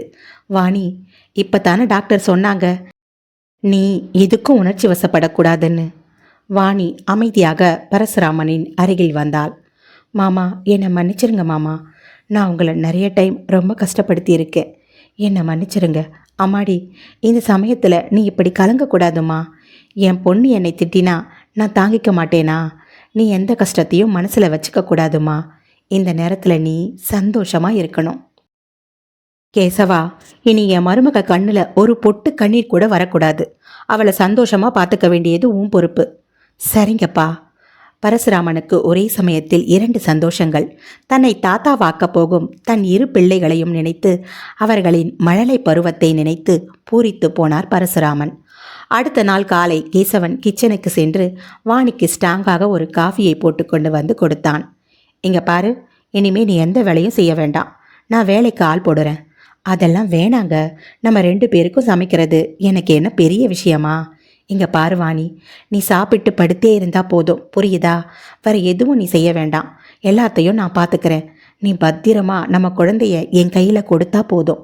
கேசவனை அணைத்து கொண்டாள். இந்துமதியின் காதுக்கு விஷயம் எட்டியது. அவளின் சந்தோஷத்திற்கு அளவே இல்லை. உடனே தன் அண்ணனுக்கு ஃபோன் அடித்தாள். ஹலோ, சொல்லுங்க இந்துமதி மேடம். அண்ணா. என்னங்க மேடம், சொல்லுங்க. அண்ணா, என்ன அண்ணா கிண்டல் பண்ணிக்கிட்டு? நான் எவ்வளவு சந்தோஷமாக இருக்கேன் தெரியுமா? நம்ம அன்னைக்கு குழந்தை பிறக்க போகுதாமே, அப்பா சொல்லுச்சு. ஆமாம் இந்து, வாணி உண்டாயிருக்கா. ஏன் அண்ணன், உனக்கே என்கிட்ட சொல்லணும்னு தோணலைல்ல? ஆமாம், மேடம் மட்டும் என்ன பண்ணீங்க? அது நீ தானே இனிமேல் எனக்கு ஃபோன் பண்ணாத அப்படின்னு சொன்ன. ஆமாம் சொன்னந்தான். அதுக்காக இந்த நல்ல விஷயத்த எனக்கு ஃபோன் பண்ணி சொல்லக்கூடாது? அண்ணன் சரி விடு அண்ணன், என் தப்புத்தான். போதுமா? சரி, அண்ணி எப்படி இருக்கு? நான் சாயங்காலம் வந்து அவங்கள பார்க்குறேன். வேணாம் இந்து, சொன்னா கேளு. அவள் சும்மா இருக்க மாட்டா. அண்ணன் பரவாயில்ல. அன்று மாலை இந்துமதி வீட்டிற்கு வந்தாள். அப்பா, அப்பா, வாமா இந்து. அப்பா, அண்ணியை பார்க்க வந்தேன். கையில் பழ வகைகள், இனிப்பு, காரம் எல்லாம் வாங்கி கொண்டு சந்தோஷமாக வந்தாள். அம்மாடி இந்து, என்னப்பா நீ இப்போ மேலே போக வேணாமா? ஏன்பா? இல்லைம்மா, இந்த சமயத்தில் நீங்கள் 2 பேரும் ஒருத்தரை ஒருத்தரை பார்த்துக்க கூடாதுமா. ஏன்பா அப்படி சொல்கிறீங்க? எனக்கும் தெரியாது, பெரியவங்க சொல்லுவாங்க. தன் அண்ணியை பார்க்காமல் இந்துமதி ஏமாற்றமாய் திரும்பிச் சென்றாள். அதன் பிறகு இந்து பல முறை ஃபோன் செய்தும் வாணி எடுக்கவே இல்லை. ஏண்டி வாணி, இந்து ஃபோன் பண்ணா ஏன் நீ எடுக்க மாட்டேங்கிற? எதுக்கு எடுக்கணும்? ஏண்டி நீ மாசமாகிட்டேன்னு தெரிஞ்சு அவள் எவ்வளவு சந்தோஷப்பட்டா தெரியுமா? யாரு அவளா? ச்சே, நமக்கு நல்லது நடக்கிறப்போ இவளுக்கும் நடக்குதேன்னு வருத்தப்பட்டிருப்பா. வாணி அடிக்க கை ஓங்கினான். அடிங்க, என்ன நிறுத்திட்டீங்க? அடிங்க. ச்சே, ஏன் தான் நீ இப்படி இருக்கியோ தெரியல. இங்கே பாருங்க, தேவையில்லாமல் இங்கே அவளால் தான் நமக்குள்ள சண்டை. இங்கே பாருங்க, டாக்டர் டென்ஷன் ஆகாதுன்னு சொல்லியிருக்காங்கல்ல. தயவு செய்து அவளை இனி எனக்கு ஃபோன் பண்ண வேண்டாம்னு சொல்லிடுங்க. கேசவன் அமைதியாக போனான். மாதங்கள் பல கடந்தது. வாணிக்கும் இந்துவிற்கும் வளைகாப்பு நிச்சயிக்கப்பட்டது. வாணியின் வளைகாப்பில் இந்துவால் கலந்து கொள்ள முடியவில்லை. இந்துவின் வளைகாப்பில் வாணியும் கலந்து கொள்ளவில்லை. அன்று இந்துமதி காமாட்சி மருத்துவமனையில் செக்கப் முடித்துவிட்டு மருத்துவர் சுபாவிடம் பேசிக்கொண்டிருந்தாள். டாக்டர், எங்கள் அன்னிக்கும் நீங்கள் தானே பார்க்குறீங்க? அவங்க ஹெல்த் எப்படி இருக்கு டாக்டர்? ஸ்கேன் ரிப்போர்ட் எல்லாம் நார்மலாக இருக்கா? குழந்தை எப்படி இருக்கான்? என்ன இந்து, பையன்தான்னு முடிவே பண்ணிட்டீங்களா? ஐயையோ, அப்படியெல்லாம் இல்லை டாக்டர். எங்கள் அன்னிக்கு பையன்தான் பிறக்கணும்னு ஆசையா? ஓஹோ, வாணி ரிப்போர்ட் எல்லாம் நல்லா தான் இருக்கு. ஆனால் அவங்க பிபி தான் ரொம்ப அதிகமாக இருக்கு. ப்ரெக்னென்ட் லேடிஸுக்கு இப்படி இருக்கக்கூடாது. நானும் எத்தனையோ முறை சொல்லிட்டேன், உங்கள் எண்ணங்களை சமநிலையாக வச்சுக்கோங்கன்னு. ஆனால் அவங்க கேட்குற மாதிரி தெரியலை. கிட்டத்தட்ட அவங்களுக்கும் உங்களுக்கும் சேம் டேட் தான் டெலிவரி போல. ஆமாம் டாக்டர், எங்கள் அண்ணனுக்கு அலைச்சல் மிச்சம். இந்துமதி சிரித்துக்கொண்டே, சரிங்க டாக்டர், வரட்டுமா? ஒரு வாரம் போனது. திடீரென அன்று காலை வாணிக்கு இடுப்பு வலி வந்தது. அவளை அழைத்து கொண்டு மருத்துவமனைக்கு விரைந்தான் கேசவன். அவசர சிகிச்சை பகுதியில் அங்கு அவளுக்கு சிகிச்சை அளிக்கப்பட்டது. மிஸ்டர் கேசவன், குழந்தை தொப்புள் கொடி சுற்றி இருக்கு. தாய் சேய் ரெண்டில் ஒரு உசுரத்தான் காப்பாற்ற முடியும் போலிருக்கு. நீங்கள் எதுக்கும் இந்த ஃபார்மில் கையெழுத்து போடுங்க. கேசவனின் கை கால்கள் நடுக்கம் கொண்டது. மிஸ்டர் கேசவன், பயப்படாதீங்க. எங்களால் முடிந்தவரை 2 உயிரையும் காப்பாற்ற முயற்சி செய்கிறோம். கேசவன் இடிந்து போய் அமர்ந்திருந்தான். அப்போது அங்கே இந்துமதி வந்தாள். அண்ணன், என்னாச்சு அன்னிக்கு? அவளுக்கு வலி வந்துருச்சுமா, உடனே கூட்டிட்டு வந்துட்டேன். இந்து, டாக்டர் என்னென்னமோ சொல்கிறாங்க. நீ கொஞ்சம் போய் என்னன்னு கேளு இந்து. சரி அண்ணன், நீ பதறாத. நேராக உள்ளே சென்ற இந்து வழியில் இருந்த கால் மீது இடறி தடுமாறி கீழே விழுந்தாள். அங்கு இருப்பவர்கள் அனைவரும் பதறினார். நிறை மாத கர்ப்பிணி இப்படி நிலை தடுமாறி கீழே விழுந்ததை பார்த்து அருகில் ஓடி வந்து அவளை தூக்கினர். அங்கு அமர்ந்திருந்த கேசவனும் பதறிக்கொண்டு ஓடி வந்தான். அம்மாடி இந்து! இந்துமதி வலியால் துடித்தாள். அவளையும் அவசர பிரிவுக்கு அழைத்து சென்றனர். வாணியும் இந்துமதியும் அருகருகே பெட்டில் இருந்தனர். அவர்களுக்கு சிகிச்சை அளிக்கப்பட்டது. இந்துமதி குடும்பத்திற்கும் தகவல் அளிக்கப்பட்டது. வெளியில் கேசவன் தன் 2 உயிர்களும் உள்ளே உயிருக்கு போராடி கொண்டிருப்பதை பார்த்து துடித்து கொண்டிருந்தான். பரசுராமன் கடவுளை பிரார்த்தனை செய்து கொண்டிருந்தார். இந்துமதியின் கணவர் மற்றும் அவர்களின் குடும்பமும் வெளியே பதட்டமாயிருந்தனர். சிறிது நேரத்தில் டாக்டர் சுபா வெளியே வந்தார். 2 குடும்பத்தாரும் ஓடி வந்தனர். டாக்டர், டாக்டர், இருங்க இருங்க, பதறாதீங்க, கொஞ்சம் அமைதியாக இருங்க. கேசவன் சுபாவின் அருகில் வந்து, டாக்டர், வாணியும் இந்துவும் நல்லா இருக்காங்கல்ல? அவங்களுக்கு ஒன்றும் இல்லையே. டாக்டரின் முகம் வாடிப்போனது. டாக்டர், ஏன் இப்படி அமைதியாக இருக்கீங்க? அது வாணிக்கும் இந்துக்கும் என்னாச்சு? அவங்க 2 பேருக்கும் எதுவும் இல்லை. அவங்க நல்லா தான் இருக்காங்க. ஆனால் என்ன டாக்டர், சொல்லுங்க. ஒரு குழந்தையத்தான் எங்களால் காப்பாற்ற முடிஞ்சுது. இதை கேட்ட 2 குடும்பத்தாரும் பதறினர். டாக்டர், என்ன சொல்கிறீங்க? ஆமாம், நாங்கள் எவ்வளவோ முயற்சி செய்தோம். ஒரு குழந்தைய எங்களால் காப்பாற்ற முடியலை. சாரி கேசவன். இதை கேட்ட கேசவனுக்கு தலை சுற்றியது. இந்துமதியின் கணவர் திவாகர், டாக்டர், கொஞ்சம் தெளிவாக புரியும்படி சொல்லுங்க. யாருடைய குழந்தை இறந்து போச்சு? அது சாரி மிஸ்டர் திவாகர், உங்கள் குழந்தை தான் இறந்து போச்சு. டாக்டர், என்ன சொல்கிறீங்க? அவங்க கீழே தடுமாறி விழுந்ததில் அவங்க வயிற்றுல பலமான அடி. குழந்தை வயிற்றுக்குள்ளேயே இறந்து போச்சு. திவாகர் குடும்பம் கதறி துடித்தது. கேசவனும் பரசுராமனும் இதை தாங்க முடியாமல் கண் கலங்கினர். மிஸ்டர் கேசவன், உங்களுக்கு ஆண் குழந்தை பிறந்திருக்கு. இன்னும் கொஞ்ச நேரத்தில் வாணியையும் இந்துவையும் வார்டுக்கு ஷிப் பண்ணிடுவோம். அப்போ நீங்கள் வந்து பார்க்கலாம். மிஸ்டர் திவாகர், நீங்கள் கொஞ்சம் வாங்க, சில ஃபார்மாலிட்டிஸ் இருக்குது. கேசவனும் இத்தனை வருடம் கழித்து தனக்கு குழந்தை பிறந்திருக்கும் சந்தோஷத்தை முழுமையாக அனுபவிக்கும் நிலையில் அவன் மனம் இல்லை. அவன் தங்கையின் நிலையை எண்ணி கண்கலங்கி கொண்டிருந்தான். அப்போது அங்கு வாணியின் அம்மா சங்கரியும் அவளின் இரண்டாவது மகள் புவனாவும் வந்தனர். வாணிக்கு தந்தை இல்லை, தாய் மட்டும்தான். ஒரு தங்கை புவனா. அவளுக்கு திருமணமாகி 2 வருடம் ஆகிறது. கேசவன் கண் கலங்குவதை பார்த்து, மாப்பிள, வாணிக்கு என்னாச்சு மாப்பிள? அவ எப்படி இருக்கா? அவளுக்கு ஒன்றும் இல்லைங்க அத்தை, அவ நல்லா இருக்கா. உங்களுக்கு பேரன் பிறந்திருக்கான். இதை கேட்டதும் வாணியின் அம்மா சந்தோஷத்தில் குதித்தாள். புவனா கேசவனின் கைகளை குலுக்கி வாழ்த்து சொன்னாள். கங்க்ராச்சுலேஷன் மாமா. கேசவனின் முகத்தில் சந்தோஷமில்லை. சிறிது நேரத்தில் வாணிக்கு சுயநினைவு வந்தது. டாக்டர் வார்டுக்கு மாற்றிட இந்துமதியும் வாணியும் வார்டுக்கு அழைத்து வரப்பட்டார்கள். அம்மாடி இந்து. கேசவன் இந்துவின் கைகளை பிடித்து கொண்டான். அண்ணன், இப்போ எதுக்கு கண் கலங்குற? விடு, அதான் எனக்கு மருமகன் பிறந்துட்டான்ல, அவன் இந்த அத்தையை பார்த்துக்க மாட்டான். இந்துவின் கணவர், அவர்கள் குடும்பத்தினர் அனைவரும் சூழ்ந்து கொண்டனர். அருகில் வாணிக்கும் நினைவு வந்தது. வாணி, என்னங்க? வாணி கண் கலங்கி இருக்க, நம்ம பையனை பார்த்தீங்களா? அப்படியே உங்களை மாதிரியே இருக்கான்ல? ஆமாம் வாணி. 3 நாட்கள் கழிந்தது. வாணியும் இந்துவும் டிஸ்சார்ஜ் செய்யப்பட்டார்கள். வாணி நேராக தன் தாய் வீட்டிற்கு சென்றாள். இந்துமதி தன் அண்ணன் அப்பாவுடன் 1 மாதம் இருந்துவிட்டு தன்னுடைய வீட்டிற்கு சென்றாள். 1 வருடம் கழித்துத்தான் வாணி தன் குழந்தையுடன் இங்கே வந்தாள். அதுவரை கேசவன் தன் குழந்தையை சென்று பார்த்துவிட்டு வந்து கொண்டிருந்தான். 3 வருடங்கள் கழித்து இந்து மீண்டும் கர்ப்பம் தரித்தாள். அவளுக்கு அழகான பெண் குழந்தை பிறந்தது. வருடங்கள் பல கடந்தன. ஆனால் வாணியின் மனம் மட்டும் மாறவில்லை. தற்போது கேசவன், வாணியின் குழந்தை மகேஷ், காலேஜ் படிப்பை முடித்துவிட்டு வேலைக்காக முயற்சி செய்து கொண்டிருந்தான்.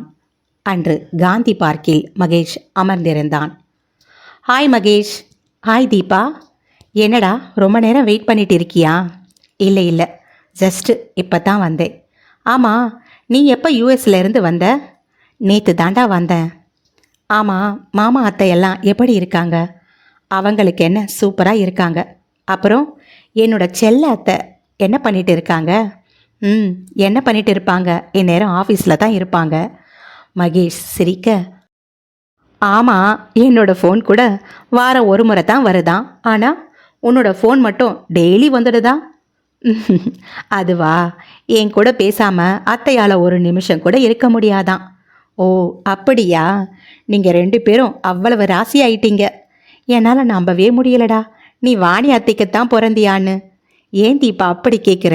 பின்ன அத்தைக்கு எங்களை சுத்தமாக பிடிக்காது. நீ என்னடான்னா எங்கள் மேலே உயிராக இருக்கியே. இருவருக்கும் சிரிப்பு பலத்தது. சரி தீபா, இனி நீ இங்கத்தான் இருப்பியா, இல்லை மறுபடியும் யூஎஸ் கிளம்பிடுவியா?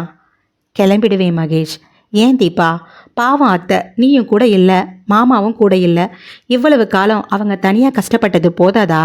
டேய், இன்னும் என் படிப்பு முழுசாக முடியலடா. நான் லீவில் தான் வந்திருக்கேன். படித்து முடித்தாலும் கூட இங்கே வர ஐடியா எனக்கு இல்லைப்பா. நான் அங்கே செட்டில் ஆகிடுவேன். வேணுமன்னா மம்மி அங்கே வரட்டும். ஏன் தீபா அப்படி? நீங்கள் 2 பேரும் வெளிநாட்டில் சம்பாதிச்சு என்ன பண்ண போகிறீங்க? வயசான காலத்துலையாவது அத்தை கூட இருந்து சந்தோஷத்தை தரக்கூடாதா? டேய், யார் அவங்கள கூட வச்சுக்க மாட்டேன்னு சொன்னது? நானும் டாடியும் கூப்பிட்டுட்டு தான் இருக்கோம். ஆனால் அவங்க தான் வரமாட்டேங்கிறாங்க. பேசாமல் ஒன்று செய், அவங்கள உன் கூட வச்சுக்க. யார் வேணாங்கிறது? எங்கள் அம்மா மட்டும் மனசு மாறட்டும். அத்தையை கடைசி வர என் கூடவே வச்சுக்குவேன். கலகலவென சிரித்தாள் தீபா. நீ செஞ்சாலும் செய்வ. சரி, இப்போ நீ என்ன பண்ணிட்டு இருக்கடா? வேலைக்குத்தான் ட்ரை பண்ணிட்டு இருக்கேன். டேய், என் ஃப்ரெண்டோட அப்பா கம்பெனியில் உனக்கு வேலைக்கு ரெக்கமெண்ட் செஞ்சுருக்கேன். எனக்கு உன்னுடைய ரெஸ்யூமை அனுப்பு. சரி தீபா. சரிடா, நான் வரட்டுமா? இன்னும் 1 வாரம் இங்கே தான் இருப்பேன். அப்புறம் பார்க்கலாம். பாய். பாய் தீபா. மகேஷிற்கு தீபா சொன்ன கம்பெனியில் வேலை கிடைக்கிறது. முதல் மாதமே 50,000 சம்பளம். அதை வாணியின் கையில் கொடுத்தவுடன் தன் பிள்ளையை அணைத்து கொண்டாள். போ, கொண்டு போய் உங்க தாத்தா படத்துக்கு முன்னவை. வாணி தன் பிள்ளையை நினைத்து பூரித்து போனாள். 3 வருடம் கடந்தது. மகேஷ் வேலையில் நல்ல இடத்தில் இருந்தான். வாணி அக்கா, வாணி அக்கா, வா புவனா, உட்காரு. ஆமாம், நீ மட்டுமா வந்த? அம்மா வரல? இல்லைக்கா, அவங்களுக்கு முடியல. என்னடி சொல்கிற? என்னாச்சு அவங்களுக்கு? வயசாகுதுல்ல, முன்ன மாதிரி அங்கே இங்கே அலைய முடியுமா? அம்மாவை பத்திரமா பார்த்துக்கடி. நீ அவங்க கூட இருக்கிற தைரியத்தில் தான் நான் நிம்மதியாக இருக்கேன். அதுவும் தினம் புலம்பிட்டு தான் இருக்கு. யாருக்கும் கஷ்டம் கொடுக்காம நோய் வாய்ப்படாமல் நடமாடிட்டு இருக்கும்போதே போய் சேர்ந்துடணும்னு. உங்கள் மாமனார் சாவுக்கு வந்து போனதுலேருந்து அது அப்படித்தாங்க்கா புலம்புது. வாணி அமைதியாகிட, ஆனாக்கா உங்கள் மாமனார் சாவு நல்ல சாவு. நைட்டு படுத்தவர் காலையில் எழுந்திருக்கல. இப்படி நிம்மதியான சாவு எல்லோருக்கும் வராது. உண்மைதாண்டி. அவர் நல்ல மனுஷன், கள்ளங்கபடம் இல்லாதவர். அதனால தான் அவருடைய சாவும் நல்ல விதமாக நடந்தது. 2 வருஷத்துக்கு மேலே ஆயிடுச்சு. ஆனால் இன்னும் அவர் என்னை வாணி வாணின்னு கூப்பிடுற மாதிரியே இருக்கு. வாணியின் குரல் நடுக்கம் கொண்டது. அப்பா இல்லாத குறைய தீர்த்து வச்சதே அவர் தான். ஆனால் அவர் எங்களை இப்படி திடீர்னு விட்டுட்டு போயிடுவாருன்னு நாங்கள் நினைக்கல. சிறிது நேர மௌனத்திற்கு பிறகு, அக்கா, நான் வந்த விஷயத்தையே மறந்துட்டேன். என்னடி, என்ன விஷயம்? அது வந்து நம்ம கணேஷ் அண்ணா இருக்குல்ல. யாரு? அக்கா, நம்ம அமுதா சித்தியோட புள்ள. ஆமாம், அவர் 2வது பொண்ணு ராதிகா நல்லா படிச்சிருக்கு. அவளை நம்ம மகேஷுக்கு கேட்குறாங்களாம். நீ என்ன சொல்கிற? நம்ம மகேஷுக்கா? என்னடி சொல்கிற? ஆமாக்கா, நம்ம அம்மா கிட்ட சித்தி சொல்லியிருக்கு. ஆனால் அம்மா எனக்கு தெரியாது, எதுவாக இருந்தாலும் வாணிக்கிட்ட பேசிக்கன்னு சொல்லிருச்சு. அதான் உன் காதில் போட்டுட்டு வர சொல்லுச்சு. அமுதா சித்தி உனக்கு ஏதாவது ஃபோன் பண்ணுச்சா? சேச்சே, அதெல்லாம் ஒன்றும் இல்லை. என் பிள்ளைக்கு நான் எப்படியெல்லாம் கல்யாணம் பண்ணி வைக்கணும்னு இருக்கேன். நல்ல வசதியான இடத்துல தான் கட்டி வைப்பேன். என்னக்கா இப்படி சொல்லிட்ட? நம்ம கணேச அண்ணன் வசதிக்கு என்ன குறைச்சல்? நம்ம ஊரில் அவங்க விவசாய நிலம்தான் பாதி. பார்த்தாததுக்கு பேங்க்கில் வேற பணம் போட்டு வச்சிருக்கு. வாணி நம்மட்டு சிரிப்பு சிரித்தாள். என்னக்கா? ஏண்டி, நான் என் பிள்ளைக்கு கோடீஸ்வரியாக பார்த்துக்கிட்டு இருக்கேன், நீ என்னடா அண்ணா? இதுக்கே வாயை பொழந்துட்டு சொல்லிட்டு இருக்க. ஏன், நம்ம மகேஷுக்கு நீ யாரையாவது பார்த்து வச்சிருக்கியா? இன்னும் இல்லடி, ஆனால் நம்ம தரகர்கிட்ட சொல்லி வச்சிருக்கேன், நல்ல பெரிய இடமா பார்க்க சொல்லி. அக்கா, நான் ஒன்று சொன்னா நீ கோச்சிக்க மாட்டல்ல? என்னடி சொல்லு.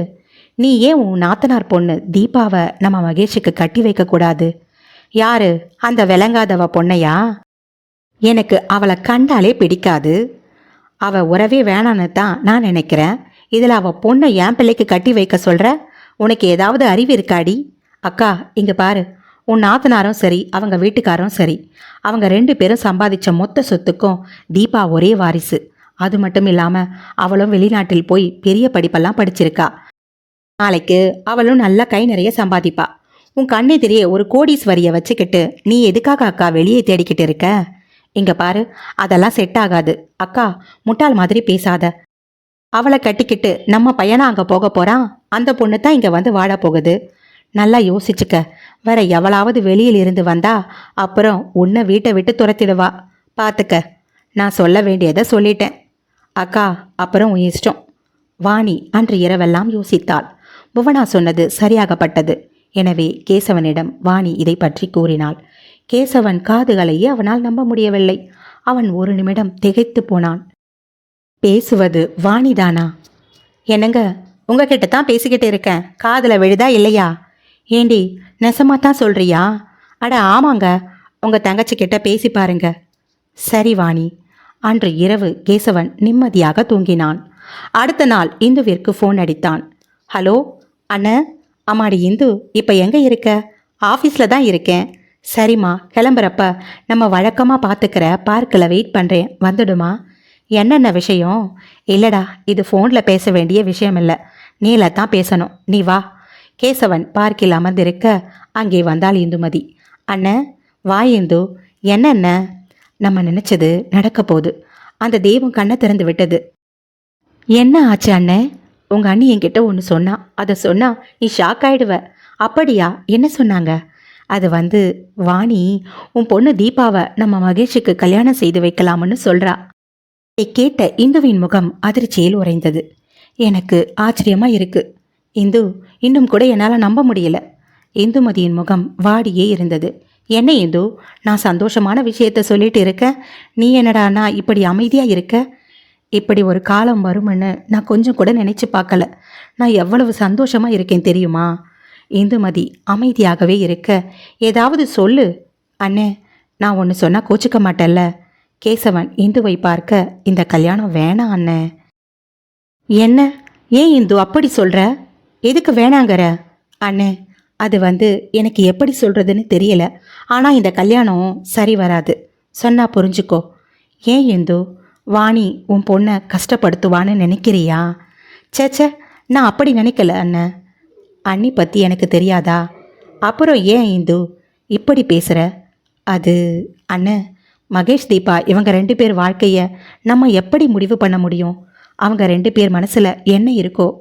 பெரியவங்க வீணா நம்மளுடைய விருப்பத்தை அவங்க 2 பேர் மேலேயும் திணிக்கக்கூடாது. இந்து, நீயா எப்படி பேசுகிற? பசங்களை வற்புறுத்தி சம்மதிக்க வைக்க முடியாது. அதை பற்றி நீ கவலைப்படாத. தீபாவை இந்த கல்யாணத்துக்கு சம்மதிக்க வைக்க வேண்டியது என் பொறுப்பு. அண்ணே, என்ன பேசுகிற நீ? அவங்க என்ன சின்ன குழந்தைகளா?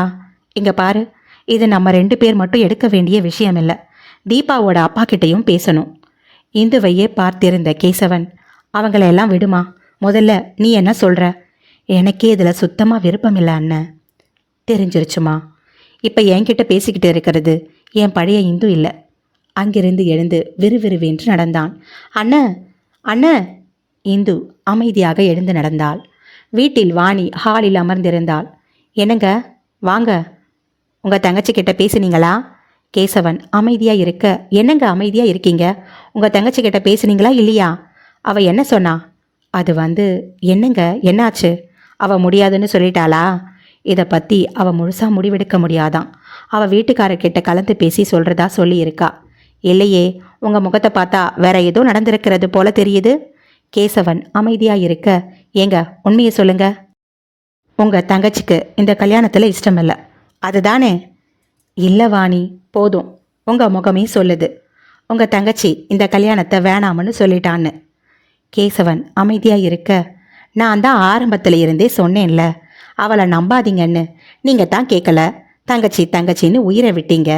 அதிகமாக பணம் வந்த உடனே எல்லாரும் மாறிடுவாங்க. அது கூட பிறந்தவங்களா இருந்தாலும் சரி. இது உங்களுக்கு இப்போ தான் புரியுது.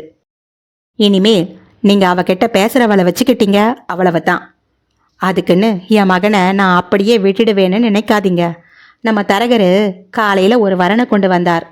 அந்த பொண்ணு படித்து முடித்து அமெரிக்காவில் தான் வேலை செய்கிறாளாம். கை நிறைய சம்பாதிக்கிறா. நல்ல வசதியான குடும்பம். நம்ம மகேஷ் போட்டோவை தரகர் கொடுத்துருக்காரு. அந்த பொண்ணுக்கும் பிடிச்சி போச்சான். நான் தான் தரகர்கிட்ட இன்னும் பதில் சொல்லலை. என்ன சொல்கிற வாணி? ஆமாங்க, நான் அந்த வரனையே முடிச்சிடலாமன்னு இருக்கேன். சொல்லிவிட்டு அமைதியாக உள்ளே செல்ல, கேசவன் பதில் பேச முடியாமல் அமைதியாக இருந்தான். இனிமேல் உன் இஷ்டந்தான் வாணி. அன்று இரவு முழுவதும் புரண்டு புரண்டு படுத்து தவித்து கொண்டிருந்தான் கேசவன். வாணி பார்த்த இடத்திலேயே மகேஷுக்கு நிச்சயம் நடந்தது. அடுத்த மாதமே திருமணம் நிச்சயிக்கப்பட்டதால் வாணியும் கேசவனும் பரபரத்தனர்.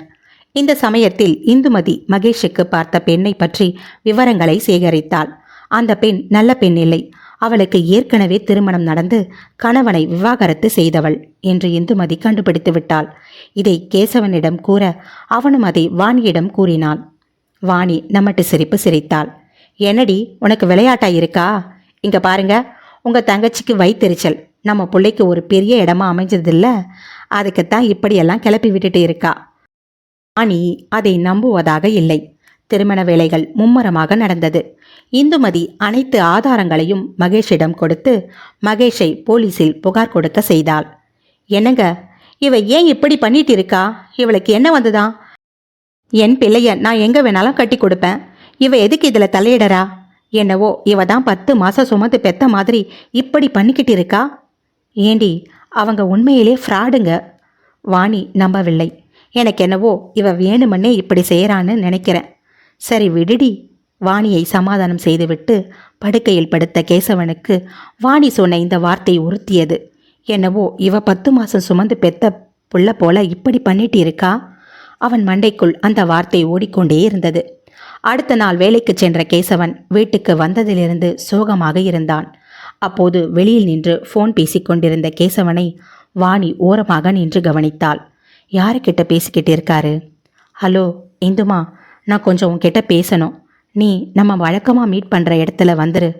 இதை கேட்டுக்கொண்டிருந்த வாணி, ஓஹோ, இது எத்தனை நாள் நடக்குது? கேசவன் பின்னாடியே சென்றாள் வாணி. அங்கே பார்க்கில் கேசவன் அமர்ந்திருந்தான். வாணி ஓரமாக நின்று கவனித்துக் கொண்டிருந்தாள். அப்போது அங்கே இந்துமதி வந்தாள். அண்ணே, என்னென்ன அவசரமா வர சொன்ன? உன் குரல் தடுமாற்றமா இருந்தது. என்னாச்சு அண்ணே? கேசவன் கண்கள் கலங்கியிருந்தது. அண்ணே, என்ன ஒரு மாதிரி இருக்க? காலையில நம்ம டாக்டர் சுபாவை பார்த்தேன். இந்துமதி அதிர்ச்சியில் பார்த்தாள். என்ன இந்து அப்படி பார்க்குற? அவங்க வீட்டில் தான் போய் பார்த்தேன். இந்துமதியின் கண்கள் கலங்கியது. அங்கே இருவரும் பேச முடியாமல் அமைதியாக இருந்தனர். இந்து, அமைதியாயிட்ட? இவ்வளவு பெரிய விஷயத்த என்கிட்ட இருந்து மறைச்சிட்டல்ல? அண்ணன், ஏன் இந்து இப்படி பண்ண? இந்துமதி விழிகள் கலங்கியது. கேசவன் இந்துமதியின் கைகளை பிடித்து கொண்டான். இந்து, இவ்வளோ பெரிய விஷயத்த நீ எப்படி துணிஞ்சு செஞ்ச? உனக்கு என்ன பெரிய தியாகின்னு நினைப்பா? அண்ணே, ஒரு பொண்ணு எதை வேணும்னா விட்டு கொடுப்பா. ஆனால் தன் குழந்தைய மட்டும் எதுக்காகவும் யாருக்காகவும் விட்டு கொடுக்க மாட்டா. இந்துமதியின் கண்களை துடைத்தவன், நீ எப்படிம்மா தனியா இந்த முடிவெடுத்த? மாப்பிள்ளைய பற்றி நீ ஏம்மா யோசிக்கல? அண்ணே, நாளைக்கே அவருக்கு விஷயம் தெரிஞ்சா என்ன செய்யறது? ஏன் இந்து இப்படி பண்ண? இந்துமதி தேம்பி தேம்பி அழுதாள். கேசவன் அவளை சமாதானம் படுத்தினான். வாணி ஓரமாக நின்று இதை புரியாமல் கேட்டுக்கொண்டிருந்தாள். அண்ணே, என்னை மன்னிச்சிரு. எனக்கு அந்த சமயம் என்ன செய்யறதுன்னு தெரியல. நான் கீழே விழுந்து மயக்கத்தில் இருந்தேன். கண் விழிச்சு பார்த்தா பக்கத்தில் அண்ணி. டாக்டர் சுபா அவங்களுக்கு ட்ரீட்மெண்ட் பண்ணிக்கிட்டு இருந்தாங்க. அப்போத்தான் டாக்டர் சுபா அன்னிக்கு டெலிவரி பார்த்தாங்க. அப்போ தான் அண்ணியோட குழந்தை இறந்துடுச்சுன்னு அவங்க சொல்கிறத கேட்டேன். என்னால் தாங்க முடியலை. அண்ணி நல்ல மயக்கத்தில் இருந்தாங்க. எனக்கு என்ன பண்ணுறதுன்னே தெரியலை. அப்போ தான் நான் நம்ம டாக்டர்கிட்ட கேட்டுக்கிட்டேன். ஆனால் அவங்க ஒத்துக்கவே இல்லை. எப்படியோ அவங்கள சம்மதிக்க வச்சுட்டேன். எனக்கு பிறந்த ஆண் குழந்தைய அவங்க பக்கத்தில் வைக்க சொன்னேன். எனக்குத்தான் குழந்தை இறந்து பிறந்துருச்சுன்னு சொல்ல சொன்னேன். ஏம்மா, ஏன் இப்படி பண்ண? இது எவ்வளோ பெரிய விஷயம். நீ எதை பற்றியும் யோசிக்காம எந்த தைரியத்தில் இப்படி பண்ண? அண்ணன், என்னை எதுவும் கேட்காத. அந்த சமயம் எனக்கு தோணுச்சு, இப்படி பண்ணிட்டேன். தயவு செஞ்சு அன்னிக்கிட்ட மட்டும் இதை சொல்லிடாத ப்ளீஸ். கேசவன் கண்கள் கலங்கியது. அவ சொன்னா தாங்க மாட்டா. அவன் மகேஷ் மேலே உயிரையே வச்சிருக்கா. ஆனால் அவன் உன் பிள்ளைதான்னு அவளுக்கு தெரிஞ்சா அவனை பிடிக்காம கூட போகலாம். சேச்சே, ஏன் அண்ணன் இப்படி சொல்கிற? கண்டிப்பாக மகேஷை மட்டும் அண்ணியால் வெறுக்க முடியாது. அவன் மேலே அண்ணி ரொம்ப பாசம் வச்சிருக்காங்க. ஏம்மா, உன் பிள்ளை மேலே உனக்கு பாசம் இல்லையாம்மா? இந்துமதி கலக்கமாக சொன்னாள். பாசம் இல்லாமல் இருக்குமா? இதை கேட்ட வாணி அதிர்ந்தாள். அவளால் இதை தாங்கிக் கொள்ள முடியவில்லை. அம்மாடி இந்து, அதனால தான் நீ மகேஷ் தீபா கல்யாணத்துக்கு சம்மதிக்கலையா? ஆமாம் அண்ணன். தயவு செய்து இந்த விஷயத்தை யார்கிட்டையும் சொல்லிடாத. திவாகருக்கு தெரிஞ்சா என்ன செய்வ? அவருக்கு தெரியும் அண்ணன். என்னம்மா சொல்கிற? ஆமாம், என்னால் அவர்கிட்ட இருந்து இதை மறைக்க முடியலை. மாப்பிள்ளை எதுவும் சொல்லலை. முதல்ல அவரை கோவப்பட்டாரு. அப்புறம் ஒரு 2 வருஷம் எனக்கும் அவருக்கும் சரியாக பேச்சுவார்த்தை இல்லாமல் இருந்துச்சு. தீபா என் வயிற்றில் நின்ன உடனே அவர் கோவம் எல்லாம் காணாமல் போயிடுச்சு. இந்து, ஏம்மா, உன்னால் எப்படி இப்படி இருக்க முடியுதோ எனக்கு தெரியலம்மா. ரொம்ப நன்றி இந்து. ஒருவேளை மகேஷ் எங்கள் வாழ்க்கையில் இல்லைன்னா நாங்கள் 2 பேரும் என்ன ஆகி இருப்போமோ தெரியல. அண்ணன், விடு அண்ணன். இது மட்டும் அன்னைக்கு தெரியாமல் பார்த்துக்க. ஆமாம் இந்து, அவளுக்கு மட்டும் தெரிஞ்சது அப்புறம் மகேஷையும் வெறுத்துடுவா. அண்ணன், நீ ஏன் அண்ணன் அப்படி நினைக்கிற? ஒரு தாயால் பிள்ளைய வெறுக்கவே முடியாது. மகேஷுக்கு உண்மையான அம்மா நீ தானே? அண்ணன், இப்போ மட்டும் இல்லை, எப்பவும் அண்ணி தான் அவனுக்கு உண்மையான அம்மா. மறைந்து நின்று இதை கேட்டுக்கொண்டிருந்த வாணியின் கண்கள் குளமாகின. அதற்கு மேல் அங்கு நிற்க முடியாமல் வாணி வீட்டிற்கு புறப்பட்டாள். கேசவன் வீட்டிற்கு வந்தான். அவன் வந்ததை கூட கவனிக்காமல் அங்கும் இங்குமாய் நடந்து கொண்டிருந்த வாணியை பார்த்தான். வாணி, நான் வந்ததை கூட கவனிக்காம அப்படி என்ன பலமான யோசனை? ஏன் இவ்வளவு லேட்டு? அது வெளியே ஒரு ஃப்ரெண்டை பார்த்துட்டு வரேன். நானும் ஒரு ஃப்ரெண்டை பார்க்கணும். கொஞ்சம் என் கூட வரீங்களா? எங்க? வாங்க சொல்கிறேன். கேசவனை அழைத்து கொண்டு நேராக இந்துமதியின் வீட்டிற்கு சென்றாள். வாணி, என்ன இது? எதுக்கு இங்கே வந்திருக்க? கேசவனால் நம்ப முடியாமல் வாணியை பார்த்து கொண்டே உள்ளே நுழைந்தான். வாணியும் கேசவனும் வருவதை பார்த்து இந்துமதிக்கு வியப்பாக இருந்தது. அண்ணி வாங்க. அண்ணன் வாங்க, உட்காருங்க அண்ணி. இருவரும் ஷோபாவில் அமர்ந்தார்கள். இந்துமதிக்கு கை கால் ஓடவில்லை. இருவருக்கும் குடிக்க தண்ணீர் கொடுத்தாள். கேசவனை பார்த்து ஜாடை செய்தாள். சொல்லிட்டியா? இல்லை இல்லை. இருவரையும் பார்த்த வாணி, என்ன அண்ணனும் தங்கச்சியும் கண்ணாலே ஜாட செஞ்சுக்கிறீங்க? ஒன்றுமில்ல அண்ணி. ஆமாம் இந்து, இவ்வளவு பெரிய வீட்டில் நீ தனியாவா இருக்க? ஆமாம் அண்ணி, தீபாவும் வெளிநாட்டில் படிச்சுட்டு இருக்கா. அவரும் சிங்கப்பூரில் இருக்காரு. வருஷத்தில் ஒரு முறை வருவார். ஒரு வாரம் 10 நாள் இருந்துட்டு போவார், அவ்வளவு தான். மற்றபடி எப்போவுமே நான் இந்த வீட்டில் தனியாக தான் இருக்கேன். இதை கேட்டு வாணியின் கண்கள் கலங்கியது. அண்ணி என்னாச்சு? ஏன் கண் கலங்குறீங்க? என்னை மன்னிச்சிடு இந்து, நான் உன்னை ரொம்ப கஷ்டப்படுத்திட்டேன். என்னை மன்னிச்சிரு. அண்ணி எதுக்கு இப்படி பேசுகிறீங்க? எனக்கு தெரியும். இருவரும் வாணியை பார்க்க, நீ எனக்காக எவ்வளவு பெரிய விஷயத்த பண்ணிட்டம்மா. அண்ணி என்ன சொல்கிறீங்க? எனக்கு புரியலை. எந்த பெண்ணும் தன் கணவன் குழந்தைய மட்டும் யாருக்கும் விட்டு கொடுக்க மாட்டாங்க. ஆனால் நீ ஏமா இப்படி பண்ண? இந்துமதியின் விழிகள் கலங்கியது. எனக்காக உன் குழந்தைய விட்டு கொடுத்துட்டியே, என்னை தோற்கடிச்சிட்டல்ல. அண்ணி என்ன அண்ணி இது? அழுகாதீங்க. இந்துமதி வியப்பாக கேசவனை பார்த்தாள். கேசவனும் குழப்பத்தில் இருந்தான். என்ன 2 பேரும் அப்படி பார்க்குறீங்க? எனக்கு எப்படி விஷயம் தெரிஞ்சதுன்னு தானே? நீங்கள் மீட் பண்ண பார்க்கில் தான் நானும் இருந்தேன். 2 பேரும் பேசிக்கிட்டு இருந்ததை நானும் கேட்டேன். கேசவனுக்கும் இந்துமதிக்கும் பதில் பேச முடியவில்லை. அம்மாடி இந்து, அண்ணி உன்னை நான் புரிஞ்சிக்கவே இல்லைம்மா. இந்த அண்ணியை மன்னிச்சிருமா. சிறிது நேரம் அழுது தீர்த்த வாணி இறுதியாக இந்துவை பார்த்து, இந்து நான் ஒன்று சொன்னால் கேப்பியா? என்ன அண்ணி சொல்லுங்க. வாணி தன்னுடைய விருப்பத்தை சொன்னாள். சிறிது நேர யோசனைக்கு பின் இந்துமதி, சரிங்க அண்ணி, நீங்கள் சொல்கிறதுக்கு நான் சம்மதிக்கிறேன். ஆனால் ஒரு கண்டிஷன். என்ன கண்டிஷன்? நீங்கள் இந்த உண்மையை எப்போவும் மகேஷ் கிட்ட சொல்லக்கூடாது. இது என் மேலே சத்தியம். இந்து என் மேலே சத்தியம் செய்யுங்க. கண்கள் கலங்க, சரிம்மா உன் மேலே சத்தியம், நான் இதை யாருக்கும் சொல்ல மாட்டேன், போதுமா? அண்ணி இருவரும் கட்டி தழுவி கொண்டனர். 1 வருடத்திற்கு பிறகு மகேஷ் வேலையிலிருந்து வீட்டிற்குள் நுழைந்தான். அத்தை அத்தை, இதோ வரேன்ப்பா, உட்காரு, இதோ வரேன். அத்தை என்ன பண்ணிக்கிட்டு இருக்கீங்க? காஃபி தான் போட்டுக்கிட்டு இருக்கேன். கிச்சனில் இருந்து வெளிவந்தவள், இந்தாடா பொடி. என்ன மகேஷ் இன்னைக்கு இவ்வளவு லேட்டு? அது ஒன்றுமில்ல அத்தை, கிளம்பும்போது இன்னொரு வேலை வந்துருச்சு. இந்தாடா சூடா குடி. சூடாக காப்பியை பருகியவன், அத்தை உங்கள் ரூமில் ஃபேன் ஓடலைன்னு சொன்னீங்களே? ஆமாடா, நான் ஃபேன் வாங்கி வந்திருக்கேன், மாட்டி விட்டுட்டு போகிறேன். அட எதுக்கு மகேஷ், அந்த ரூமில் ஏசி இருக்குல்ல, பரவாயில்ல விடு. அட எப்போவும் ஏசி போட்டுக்கிட்டு இருக்க முடியுமா? ஃபேனை மாட்டி விட்டு ஆளில் வந்து அமர்ந்தான் மகேஷ். ஆமாம், நான் ஒன்று கேள்விப்பட்டேனே, அது உண்மையா? எது அத்தை? நீ உங்கள் ஆஃபீஸில் வேலை செய்கிற ஒரு பொண்ணை விரும்பிட்டு இருக்கியாமே? இந்த தீபா இருக்காளே, போயும் அவகிட்ட சொன்னேனே. என்னடா சத்தத்தையே காணோம்? அது வந்து அத்தை. என்னடா இழுக்கிற, உண்மையை சொல்லுடா. ஆமாம் அத்தை, அவள் பேர் ஸ்ருதிகா, ரொம்ப நல்ல பொண்ணு அத்தை. இது அன்னிக்கு தெரியுமாடா? ஐயோ தெரியாது அத்தை, நீங்கள் தான் அம்மா கிட்ட இதை பற்றி பேசணும். இப்பெல்லாம் அம்மா உங்கள் பேச்சைத்தான் கேட்குறாங்களாம். இந்துமதி கலகலவென சிரித்தாள். சரிடா, அன்னிக்கிட்ட நான் பேசி புரிய வச்சுக்கிறேன், போதுமா? என் செல்ல அத்தை இந்துவை அணைத்து கொண்டான். சரி மேலே போடா, உங்கள் அம்மாவும் நீ ஏன் இவ்வளவு நேரம் வரலன்னு பார்த்துக்கிட்டு இருப்பாங்க. மேலே போ. சரிங்க அத்தை. மகேஷ் மேலே சென்றான். அடுத்த 6 மாதத்தில் மகேஷ் ஆசைப்பட்ட பெண்ணுடன் அவனுக்கு திருமணம் நடந்தது.